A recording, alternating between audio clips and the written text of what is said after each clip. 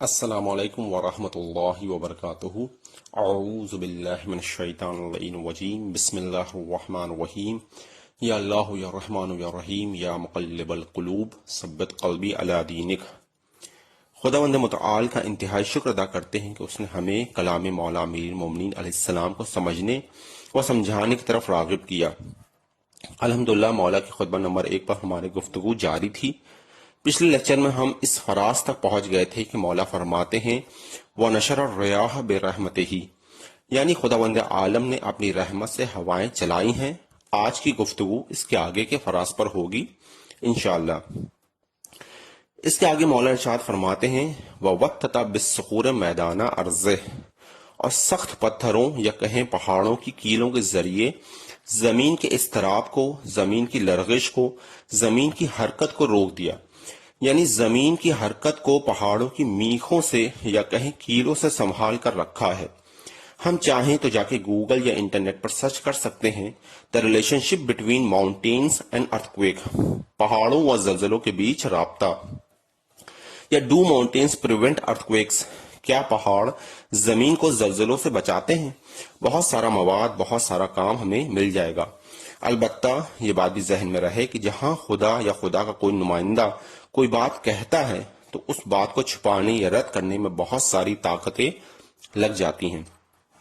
جب ہم انٹرنیٹ پر جاتے ہیں تو ہمیں دونوں طریقے کا مواد، دونوں طریقے کا لٹریچر ملتا ہے۔ ایک وہ لٹریچر جو ہمارے ہی حق میں بات کرتا ہے، اور ایک وہ جو ہماری بات ہے اس سے متفق نہیں رہتا ہے۔ تو ہم اگر دقیق مطالعہ کریں گے، دقیق سرچ کریں گے تو ہمیں بہت آسانی سے مل جائے گا کہ ارتھ کویک اور ماؤنٹینز کے بیچ میں کیا رابطہ ہے، جس کی طرف مولا یہاں پہ ارشاد فرما رہے ہیں۔ ابھی مختصراً اس بات کو یہاں پیش کیا جا رہا ہے، مزید جاننے کے لیے انٹرنیٹ کا سہارا لیا جا سکتا ہے۔ یہ پہاڑ و سخت چٹانیں زمین کے اندر تک پیوست ہیں، جیسے ایک کیل دیوار کے اندر پیوست کر دی جاتی ہے، گاڑ دی جاتی ہے۔ اگر یہ سخت پہاڑ و چٹانیں نہ ہوتی اور صرف مٹی ہوتی تو زمین کے اندر کا جو پگھلا ہوا حصہ ہے، جسے لاوا یا مولٹن کہا جاتا ہے، جو کہ سخت گرم ہے، وہ جو حرکت کرتا ہے اس کی حرکت کو یہ سخت چٹانیں روک لیتی ہیں۔ یعنی پہاڑ اس گرم لاوے کی حرکت کو سنبھالے رہتے ہیں، اور بعض اوقات جب حد سے زیادہ اس کی طاقت بڑھ جاتی ہے تو وہ سخت چٹانوں کو بھی توڑ کر کسی پہاڑ یا کسی جگہ سے نکل آتا ہے، تو زمین کے اندر کی حرکت زمین کی سطح تک آ جاتی ہے۔ پر یہ پہاڑوں و چٹانوں کی وجہ سے وہ زمین کی حرکت، جسے ہم زلزلہ کہتے ہیں، بہت محدود ہو کر رہ گئی ہے۔ پر اگر یہ پہاڑ نہ ہوتے تو ان زلزلوں کی تعداد کہیں زیادہ ہوتی۔ حتیٰ کہ سائنٹسٹ کا یہاں تک کہنا ہے کہ جس طرح چاند کی کشش سے سمندروں کا پانی اوپر نیچے ہوتا ہے، جسے ہم ہائی ٹائڈز اور لو ٹائڈز کے نام سے جانتے ہیں، ان ماہرین کا کہنا ہے کہ اگر زمین پر یہ پہاڑ نہ ہوتے تو حتیٰ کہ زمین کی مٹی بھی پانی کی طرح اوپر نیچے ہوتی۔ یعنی جس طرح گریوٹی آف مون سمندروں کے پانی پر اثر ڈالتی ہے اور نتیجتاً high tides and low tides بنتے ہیں، اسی طرح زمین کا جو مٹی والا حصہ ہے وہ بھی اس کے زیر اثر آ جاتا اگر یہ سخت پہاڑ و چٹانیں نہ ہوتی۔ تو ہم دیکھتے ہیں ایک طرف یہ زمین کے اندر جو پگھلا ہوا لاوا ہے اس کو یہ سنبھال کے یہ پہاڑ رکھتے ہیں تاکہ اس کا جو موومنٹ ہے لاوے کا، اس کی موومنٹ کی وجہ سے کہیں ارتھکویک نہ آ جائے، زلزلہ نہ آ جائے، اور اس کو یہ سنبھال کے رکھتے ہیں۔ اگر یہ نہ ہوتے پہاڑ اور یہ سخت چٹانیں نہ ہوتی تو اتنے زیادہ ارتھکویک آتے، اتنے زیادہ زلزلے آتے کہ یہاں پہ انسانوں کا رہنا دوبھر ہو جاتا اور ایک طریقے سے ناممکن ہو جاتا۔ تو ایک طرف ہم دیکھتے ہیں کہ جس طرح یہ زمین کے اندر جا کے اس کو سنبھالے رہتے ہیں، تو دوسری طرف جو ماہرین ہیں، جو سائنٹسٹ، ان کا یہاں تک کہنا ہے کہ جیسے چاند کی جو کشش ہے، چاند کی جو گریویٹیشنل فورس ہے، وہ جو اثر رکھتی ہے سمندروں کے پانی کے پر، کہ جب سمندروں کے پانی پر وہ اثر دکھاتی ہے تو کبھی ہائی ٹائڈز بنتے ہیں، کبھی لو ٹائڈز بنتے ہیں، جس کے بارے میں مزید جو ہے انٹرنیٹ پہ دیکھ سکتے ہیں۔ تو اگر یہ سخت چٹانیں نہ ہوتی تو زمین والا حصہ بھی اسی طریقے سے اوپر اور نیچے ہوتا رہتا۔ تو اگر یہ اوپر نیچے ہوتا رہتا تو ہمارے لیے چلنا پھرنا کتنا مشکل ہو جاتا۔ تو ایک طرف یہ زمین کے اندر بھی سنبھال کے رکھتے ہیں، اور ایک طرف وہ زمین کے اوپر سے جو چاند کی کشش کی وجہ سے جو اثر ہوتا ہے اس کو بھی یہ سنبھال کے رکھتے ہیں۔ تو چاہے اندر سے لاوا کے فارم میں ہو یا اوپر سے چاند کی کشش کے طور پر ہو، یہ سخت پہاڑ زمین کی حرکت کو سنبھالے رہتے ہیں تاکہ ہم اور آپ سکون سے زندگی گزار سکیں۔ یہاں پر بے ساختہ سورہ رحمان کی وہ آیت ذہن میں آ جاتی ہے، فَبِأَيِّ آلَاءِ رَبِّكُمَا تُكَذِّبَانِ۔ تو مولا فرماتے ہیں وَوَتَّتَ یعنی کیل ٹھوک دی جاتی ہے، بِالسُّحُورِ پتھروں کے ذریعے، میدانہ ارض اپنی زمین کی حرکت کو روکنے کے لیے۔ میدانہ عربی لغت میں تھرتھراہٹ کے ساتھ حرکت کرنے کو کہتے ہیں، یعنی جہاں پہ مولا یہ فرماتے ہیں کہ سخت پتھروں کے ذریعے یہ زمین کی حرکت کو روک دی جاتی ہے، جیسے ہم کسی چیز کو ٹھوک دیں دیوار پہ وہ رک جائے، بالکل اسی طریقے سے پروردگار نے یہ سخت پہاڑ جو ہیں، جو سخت چٹانیں ہیں، زمین کے اندر پیوست کر دی ہیں تاکہ اس کی حرکت کو اور اس کی موومنٹ کو روکا جا سکے، سنبھالا جا سکے، اور پھر جس کے نتیجے میں ہم اور آپ آسانی سے یہاں چل پھر سکیں۔ اور یہ جو پہاڑوں کو نصب کرنے کی بات ہے زمین کی حرکت کو روکنے کے لیے، اس کا ذکر بھی قرآن مجید میں آتا ہے۔ سورہ نحل آیت نمبر 15 میں پروردگار ارشاد فرماتا ہے، بسم اللہ الرحمن الرحیم، وَأَلْقَىٰ فِي الْأَرْضِ رَوَاسِيَ تَمِيدَ بِكُمْ وَأَنْهَارًا وَسُبُلًا لَعَلَّكُمْ تَهْتَدُونَ۔ سورہ نحل آیت نمبر 15 میں کہ پروردگار ارشاد فرما رہا ہے، اور اسی نے زمین پر بھاری بھاری پہاڑوں کو گاڑ دیا تاکہ ایسا نہ ہو کہ زمین تمہیں لے کر کہیں جھک جائے اور تمہارے قدم نہ جمے۔ یعنی یہاں پہ پروردگار نے بھی ارشاد فرمایا کہ یہ جو سخت پہاڑ ہیں، سخت چٹانیں ہیں، ان کو اس لیے پروردگار نے نصب کیا ہے زمین پہ اور دنیا پہ کہ ہم یہاں پہ آسانی سے چل پھر سکیں، ورنہ یہ زمین حرکت میں آ جاتی اور پھر ہم سے یہاں پہ چلا پھرا نہ جاتا۔ سورہ نبا کا ایک جملہ ہے، الم نجعل الارض مہادا، یعنی کیا ہم نے زمین کو مہاد نہیں بنایا؟ مہاد کا لفظ ہے مہد سے، مہد یعنی گہوارہ، جھولا۔ اب قبل اس کے کہ میں اس آیت کے ذیل میں اپنی بات مکمل کروں، کیونکہ لفظ مہد آ گیا ہے، تو ضمناً ایک بات آپ سبھی کی سماعتوں کی نذر کرتا چلوں۔ ہمارے ایک بہت عظیم عالم گزرے ہیں، سید محمد کاظم قزوینی علیہ الرحمہ۔ انہوں نے تمام معصومین پر کتاب لکھی، مسعوۃ من المہد الی اللحد، یعنی گہوارے سے قبر تک۔ تمام معصومین پر کتاب لکھی گہوارے سے قبر تک، ماں سوائے حضرت حجت علیہ السلام کہ اللہ ان کی عمر کو طولانی سے طولانی تر کرے، تو حضرت حجت علیہ السلام پر ان کی غیبت کے سلسلے میں کتاب لکھی، اور تمام معصومین پہ ان کی سوانح حیات یعنی گہوارے سے لے کر قبر تک تمام معصومین پہ اور حضرت حجت پہ ان کی غیبت پہ آقا نے کتاب لکھی ہے۔ جب ان کا انتقال ہوا حضرت سید محمد کاظم قزوینی علیہ الرحمہ، تو ان کی وصیت تھی کہ جب میں دفن کیا جاؤں تو میرے سینے پر بی بی سیدہ فاطمہ الزہرا سلام اللہ علیہا پر جو کتاب لکھی ہے، فاطمہ من المہد الی اللحد، وہ کتاب میرے سینے پر رکھی جائے۔ ان کی وصیت کے مطابق وہ کتاب ان کے سینے پر رکھ دی گئی۔ 17 سال بعد جب جمکران کا راستہ دوبارہ صحیح کیا جا رہا تھا تو ان کی قبر راستے میں آ گئی۔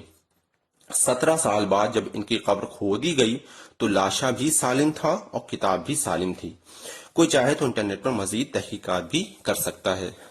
ظاہر سی بات ہے کہ ان کے اتنے عظیم مرتبے کے لیے ان کی عبادتیں، ان کی ریاضتیں، ان کی دینی خدمات سب اہم ہیں، پر ایک نمایاں چیز جو سب سے جدا ہے وہ ہے کتاب فاطمہ من المہد الی اللحد، یعنی سارے خدمات، ساری عبادات ایک طرف، بی بی سلام اللہ علیہا سے محبت، ان پر لکھی گئی کتاب ایک طرف۔ جب ہم یہ واقعہ سنتے ہیں تو لازماً یہ بات ہمارے ذہنوں میں آتی ہوگی، کاش بی بی سلام اللہ علیہا کی کوئی خدمت ہم بھی کر جاتے کہ وہ ہماری لحد و محشر میں کام آتی۔ تو ایسا نہیں ہے کہ ہم بی بی سلام اللہ کے لیے کچھ کر ہی نہیں سکتے۔ بی بی کے بہت نایاب خطبات ہیں، سر فہرست خطبہ فدق جو کتابوں کے قبرستان میں کہیں دفن ہیں۔ ہم میں سے اکثر کے پاس نہ توفیق ہے نہ وقت کہ ان خطبات کا مطالعہ کر سکیں۔ ہم یہ کر سکتے ہیں، آپ یہ کر سکتے ہیں، جو سننے والے حضرات ہیں وہ یہ کر سکتے ہیں کہ ان خطبات کو ان کتابوں سے نکال کر زیروکس کرا کر ایام فاطمیہ یا یوں ہی عام دنوں میں ہی لوگوں میں ڈسٹریبیوٹ کریں تاکہ بی بی سلام اللہ کے یہ عظیم خطبے لوگوں کے ہاتھوں تک پہنچ سکیں اور لوگ ان کا مطالعہ یعنی پڑھ سکیں۔ ایک کتاب جس میں یہ خطبات مل جائیں گے وہ ہے حیات فاطمہ الزہرا سلام اللہ علیہا، اور بھی بہت ساری دیگر کتابوں میں یہ خطبات آپ کو مل جائیں گے۔ تھوڑی سی کوشش کریں گے تو بہت بآسانی خطبات ہمیں مل سکتے ہیں۔ اسی طرح کا کوئی ٹیچر ہے یا ذاکر ذاکرہ جنہیں بولنے کا ہنر اللہ نے عطا کیا ہے، وہ ان خطبات کی شرح کر کے یعنی ان کو ایکسپلین کر کے آڈیوز یا ویڈیوز واٹس ایپ گروپس پر بھیج سکتے ہیں. یعنی یہ کیا جا سکتا ہے بہت آسانی سے کہ ایک کوئی واٹس ایپ گروپ بنایا جائے جس پہ ہم عنوان یہ رکھیں کہ بی بی فاطمہ الزہرا کے خطبات، اور اس کے اوپر باقاعدہ ان کو شرح کر کے، ان کو ایکسپلین کر کے بھیجے جا سکتے ہیں. کچھ نہیں تو یہ خطبات واٹس ایپ یا ٹیلی گرام پر شیئر کر سکتے ہیں. اسی طرح ایک مجلس ہے آغا علی مرتضی دے صاحب کی مسئلہ فدق کے عنوان پر، آپ کو بآسانی یوٹیوب پر مل جائے گی. ہم میں سے کوئی یہ کر سکتا ہے کہ اس مجلس کو لفظ بلفظ لکھ کر مومنین میں تقسیم کرایا جائے تاکہ فدق کے بہت سارے اسرار لوگوں تک پہنچ سکیں. یہ آغا کی بہت ہی نایاب مجلس ہے جس میں انہوں نے بہت ہی دقیق طریقے سے اس کا ایکسپلین کیا ہے کہ مسئلہ فدق کو. تو ہم بہت آسانی سے کیا کر سکتے ہیں، تو لفظ بہ لفظ لکھیں اس مجلس کو اور لوگوں میں ایک کتابچہ بنوا کے لوگوں میں ڈسٹریبیوٹ کر دیں تاکہ لوگوں کو اصل حقیقت فدق پتہ چلے. اور اگر کچھ بھی نہیں کر سکتے تو کم سے کم یہ مجلس سن ہی لیں، جا کے یوٹیوب پہ جائیں اور اس مجلس کو سن لیں مطالعہ. کوئی یہ سب نہیں کر سکتا تو اتنا کرے کہ روزانہ ایک بار سورہ یاسین پڑھ کر شہزادی سلام اللہ کی خدمت میں ہدیہ کرے. ہم سبھی کو معلوم ہے کہ شہزادی سلام اللہ کو تلاوت قرآن سے کتنا عشق تھا. اگر یہ بھی مشکل ہے تو کم از کم کوئی ایک نیکی کا ایسی کریں جو صرف شہزادی سلام اللہ کی خوشنودی کے لیے ہو، یا کوئی ایک برائی ایسی چھوڑیں جو صرف شہزادی سلام اللہ کی خوشنودی کے لیے ہو. پر زندگی میں کچھ ایسا ضرور کر کے جائیں کہ جب محشر میں اٹھیں تو شہزادی سلام اللہ سے یہ کہہ سکیں کہ شہزادی یہ کام فقط وقت آپ کے لیے کیا ہے. یعنی یہ جو میں نے کام کیا، یہ جو عمل میں نے زندگی میں کیا ہے، یہ صرف اور صرف خالصتاً میں نے آپ کے لیے کیا ہے. میں معذرت چاہتا ہوں کہ موضوع سے الگ ہٹ کر ایک بات کی، پر میرے نزدیک یہ گفتگو بڑی اہم تھی. خیر، واپس آتے ہیں سورہ نبا کی آیت علم نجعل الارض مہادا، جس پر ہماری گفتگو چل رہی تھی. پروردگار ارشاد فرما رہا ہے کہ ہم نے زمین کو مہد یعنی گہوارہ نہیں بنایا. مہد یا جھولا یا گہوارہ ہم سبھی جانتے ہیں کہ بچہ جب مضطرب ہو، پریشان ہو، رو رہا ہو اور اس کو جھولے میں لٹایا جائے تو وہ فوراً چپ ہو جاتا ہے اور اس کو اطمینان حاصل ہو جاتا ہے. وجہ یہی ہے کہ گہوارے میں بچے کو تمام آسائش و آرام کا سامان مہیا کرایا جاتا ہے، جس کی وجہ سے بچہ گہوارے سے مانوس ہو جاتا ہے اور گہوارے میں جاتے ہی آرام پا جاتا ہے. پروردگار کہہ رہا ہے کہ ہم نے زمین کو تمہارے لیے گہوارہ نہیں بنایا. انسان کو زندگی سکون و اطمینان کے ساتھ گزارنے کے لیے جتنا سامان چاہیے اتنا بلکہ اضافی بھی خداوند عالم نے اس دنیا میں مہیا کر دیا ہے. اس خدا مہربان نے سورج سے اس دنیا کو اتنی دوری پہ رکھا کہ یہاں پہ اتنا ٹیمپریچر ہو جتنی زندگی جس کے لیے زندگی ممکن ہو سکے. یعنی یہاں پہ اتنی ہی دوری پہ سورج کو رکھا ہے کہ یہاں پہ اتنا ٹیمپریچر ہو کہ یہاں پہ زندگی ممکن ہو سکے. اگر زیادہ ٹیمپریچر ہو جائے گا، گرمی زیادہ ہو جائے گی تو پھر تب بھی رہنا محال ہو جائے گا، اور بہت کم ٹیمپریچر ہو گیا تب بھی ہمارے لیے رہنا محال ہو جائے گا. یہاں پہ پروردگار نے ایسا نظام رکھا ہے کہ یہاں پہ زندگی شروع کی جا سکے. جتنا سمندر رکھا ہو، جتنی خشکی رکھی، وہ ایک پرفیکٹ بیلنس میں ہے. اگر یہ بیلنس ڈسٹرب ہو جائے تو زندگی ممکن نہ ہو سکے. قرآن مجید نے سمندر کا ذکر 33 مرتبہ اور خشکی کا ذکر 12 مرتبہ کیا ہے. دونوں کو جوڑیں تو 45 کا عدد بنتا ہے. تو سمندر کا پرسنٹیج بنا آلموسٹ 71% اور زمین کا 29%. یہ وہی پرسنٹیج ہے جس میں سمندر و زمین دنیا پر ہے. پھر یہاں سمندروں سے اربوں ٹن پانی ویپرائز ہو کر سورج کی تپش سے آسمانوں میں جاتا ہے، اور جو میگنیٹک ویوز دوسرے ستاروں سے، سیاروں سے آتی ہیں، وہ ان کے اندر داخل ہوتی ہیں، جس کی وجہ سے بادل تیار ہوتے ہیں. ان بادلوں میں کرنٹس چلتے ہیں. ان میں پازیٹیو اور نگیٹو کرنٹس اور شارٹ سرکٹ نہ ہو تو زمین کو کھاد ہی نہیں ملے گی. ان پازیٹیو اور نگیٹو چارجز سے نائٹروجن بنتی ہے. یعنی بادلوں میں پیور واٹر ہوتا ہے، ساتھ میں نائٹروجن ہوتی ہے جو زمین پہ جب گرتی ہے تو زمین کو اس نائٹروجن کی وجہ سے کھاد ملتی ہے، جس کی وجہ سے ہمارے یہاں کھیتی اور یہ ساری چیزیں مہیا ہوتی ہیں. تو اگر یہ سسٹم نہ رکھتا پروردگار تو ہم سوچیں کہ ہمارے لیے کتنی مشقت ہو جاتی. اور پھر اتنا پانی زمین پر اتارا جاتا ہے کہ کچھ فوراً استعمال کر لیں اور کچھ پینے کے لیے زمین میں اسٹور ہو جائے. تقریباً 2% پانی ہے جو زمین میں پینے کے لیے اسٹور ہے، جسے ہم ڈرنکنگ واٹر کہتے ہیں.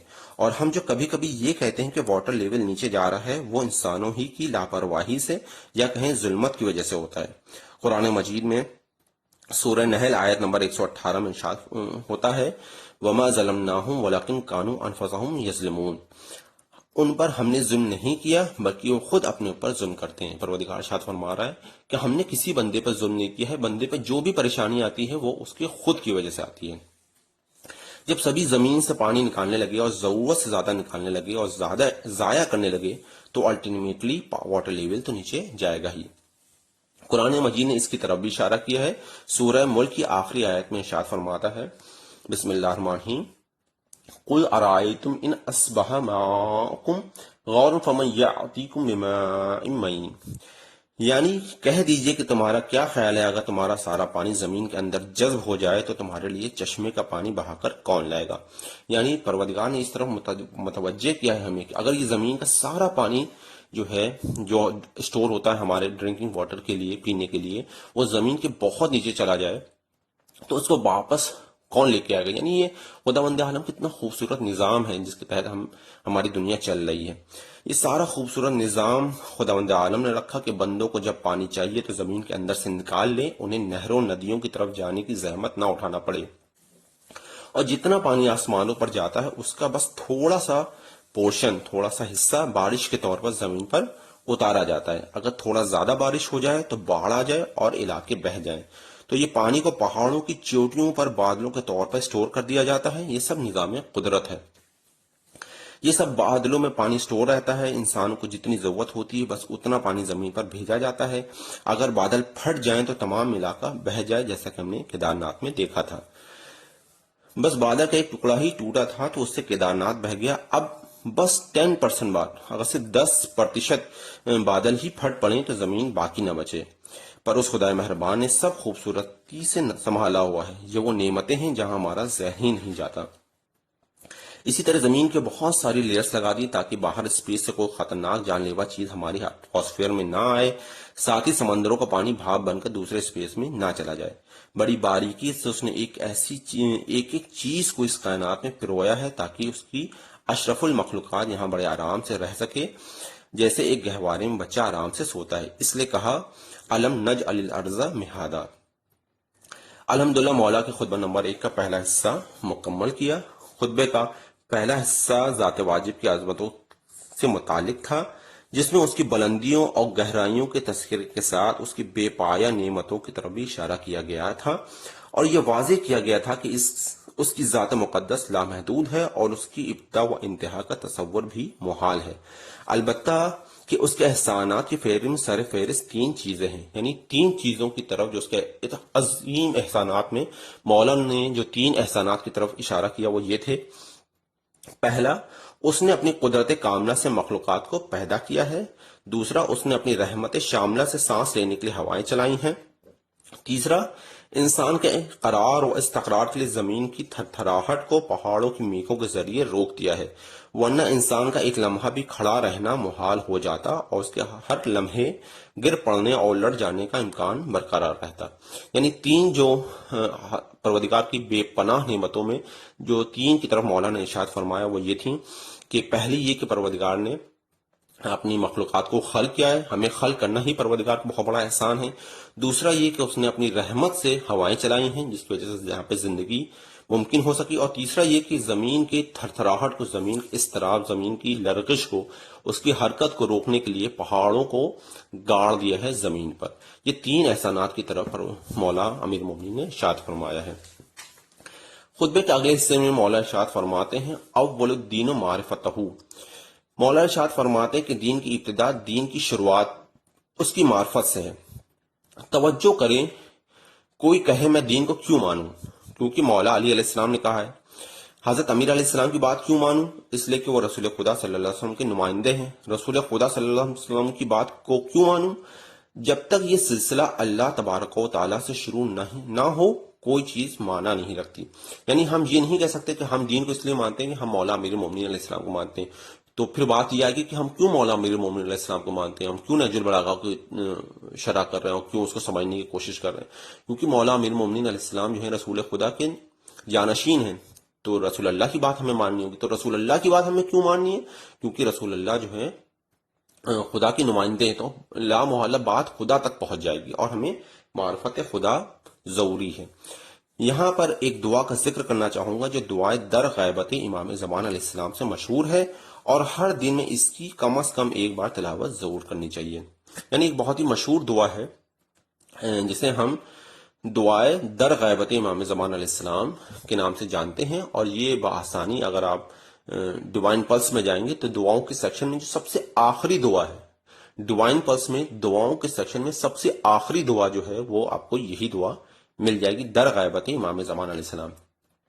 اس میں دعا کے فکرے یہ ہیں: بسم اللہ الرحمن الرحیم، اللہم عرفنی نفسک، خدایا مجھے اپنے معرفت عطا فرما، وَإِنَّكَ إِن لَّمْ تُعَرِّفْ نَفْسَكَ لَمْ أَعْرِفْكَ رَسُولَكَ، اور فرما کہ اگر تو اپنی نفس کو نہ پہچانوائے گا تو میں تیرے رسول کو بھی نہ پہچان سکوں گا۔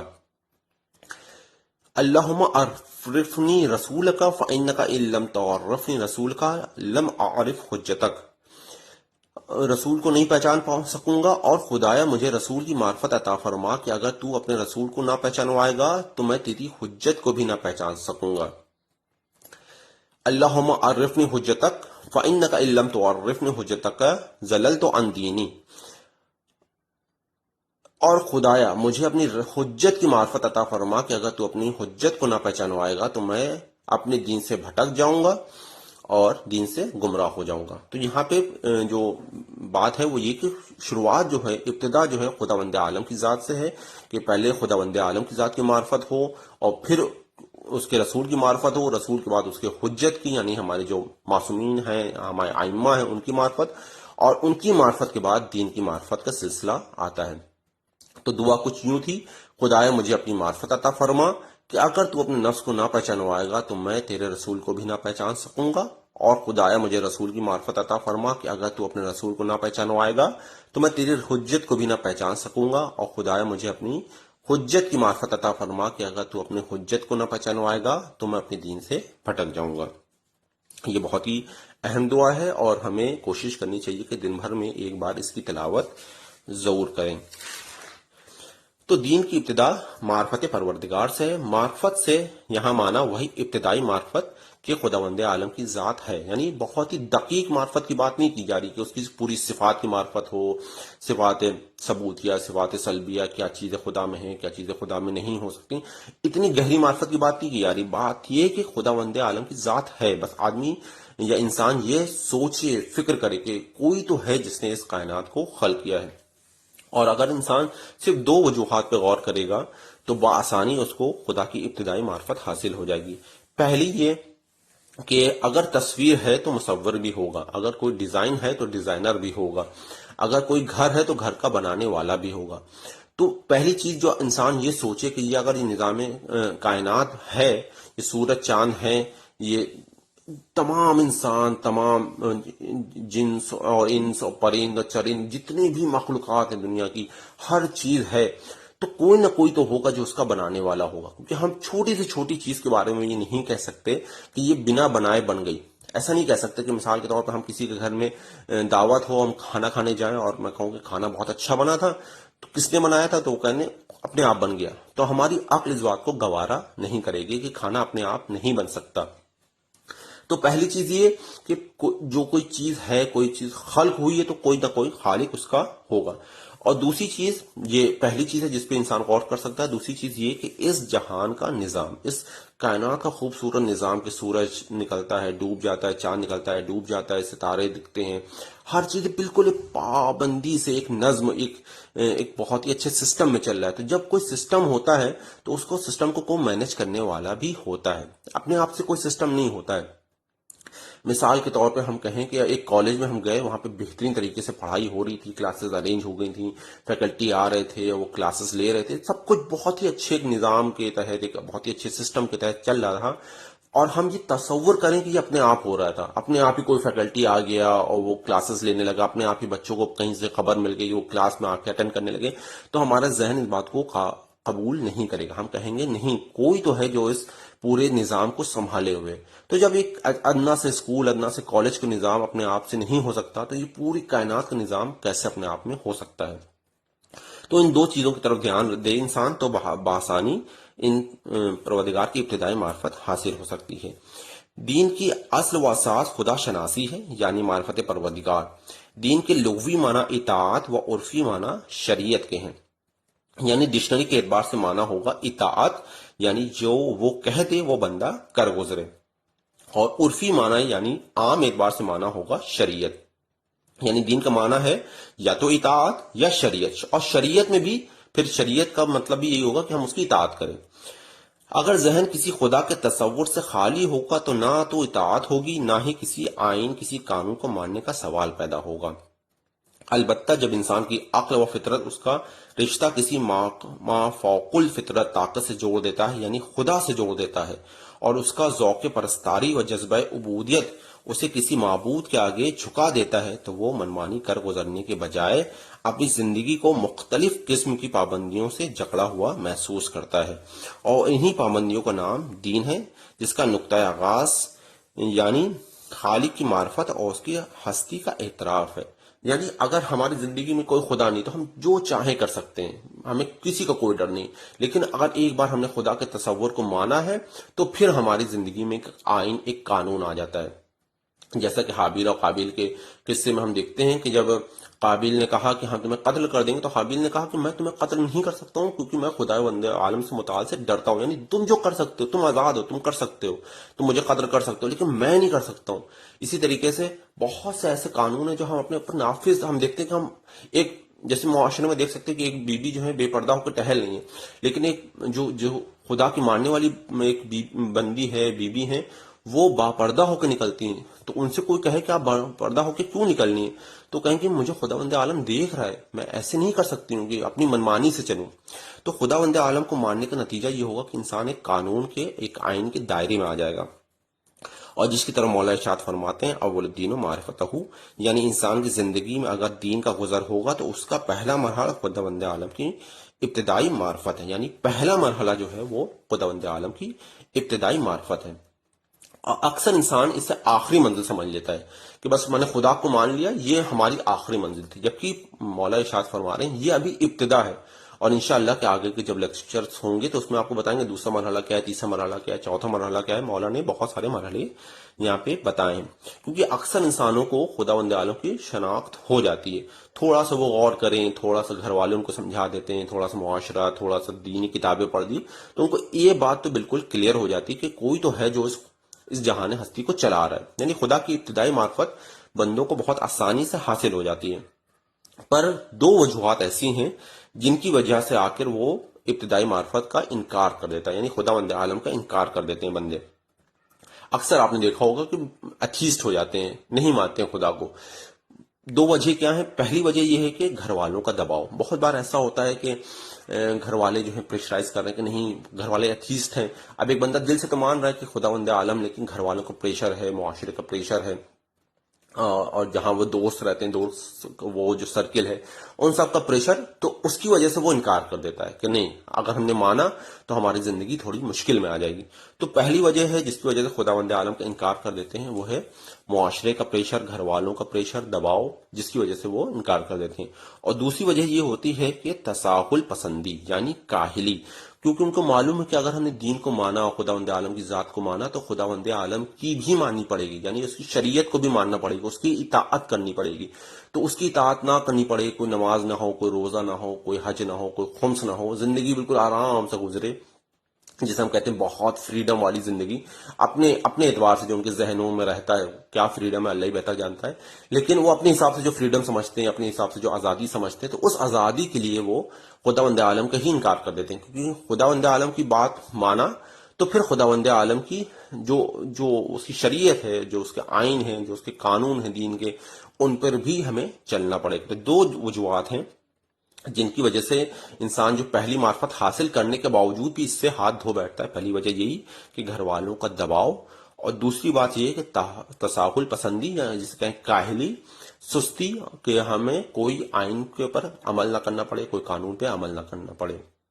آج کی گفتگو کو یہیں تک رکھتے ہیں، انشاءاللہ کہ آگے کے مطالب اگلے درس میں پیش کرنے کی کوشش کریں گے۔ خداوند عالم سے پھر سے دعا کرتے ہیں کہ پروردگار مولا امیر المومنین علیہ السلام کے کلمات کو، ان کے خطبوں کو ہمیں سمجھنے کی توفیق عطا فرمائے، اور نہ صرف سمجھنے کی بلکہ سمجھ کے اس پہ عمل پیرا ہونے کی بھی توفیق عطا فرمائے۔ پروردگار دعا کرتے ہیں کہ یہ جو وبا ہے اس کو خاتمہ کر دے، اور ہمارے جتنے بھی چاہنے والے ہیں ان کو طولانی زندگی عطا فرما، اور پروردگار جو اس دنیا سے چلے گئے ان کی مغفرت فرما۔ پروردگار دعا کرتے ہیں کہ حضرت حجت امام زمان علیہ السلام کا ظہور جلد سے جلد ہو، اور ہمیں ان کے لیے باعث زینت بنا دے، ہمیں ان کے لیے باعث سکون بنا دے، اور جب امام زمان علیہ السلام کا ظہور ہو تو ہمیں ان کے لشکر میں شمار فرما۔ والسلام ورحمۃ اللہ وبرکاتہ۔